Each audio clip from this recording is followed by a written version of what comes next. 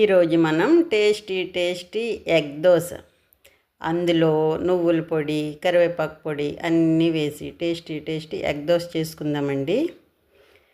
First మనం ఆనియన్తో అలా రుద్దితే మంచి టేస్ట్గా ఉంటుంది దోశ కూడా.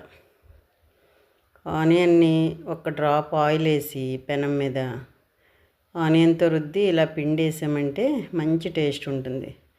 అది కొంచెం కాలాక మనం ఎగ్ వేసుకోవాలండి. దీన్ని బాగా స్ప్రెడ్ చేసుకోవాలి. ఇలా స్ప్రెడ్ చేసుకున్నాక ఇందులో మనం శుభ్రంగా కారప్పొళ్ళు వేసుకుంటే పిల్లలకి సపరేట్గా పెడితే నువ్వుల కారం అది తినరు కదండి, హెల్త్కి చాలా మంచిది. ఇలా కరివేపాకు కారం, నెక్స్ట్ నువ్వుల పొడి, ఇలా నువ్వుల పొడి వేసుకుంటే ఇంకా చట్నీతో పని ఉండదు.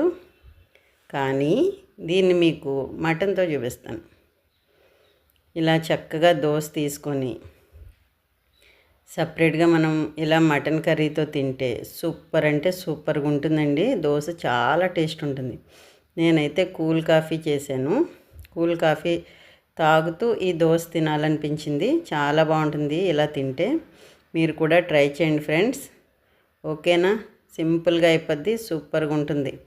సండే అయితేనే ఇవన్నిటికి మనకు ఖాళీ ఉంటుంది పిల్లలతో. ఇలా కూల్ కాఫీ చాలా సూపర్ టేస్ట్ ఉంది. కూల్ కాఫీ కూడా, మటన్ కూడా చక్కగా మటన్తో అలా దోశ తింటుంటే ఇంకా ఆ టేస్ట్ మనం చెప్పలేము, అంత సూపర్గా ఉంది. ఒకసారి ట్రై చేయండి ఫ్రెండ్స్, చాలా బాగుంది. చూసారు కదా, ఇలా మటన్ పీస్ పెట్టుకొని తింటే అదిరిపోయింది. ఓకేనా? చాలా బాగుంటుంది, ట్రై చేయండి.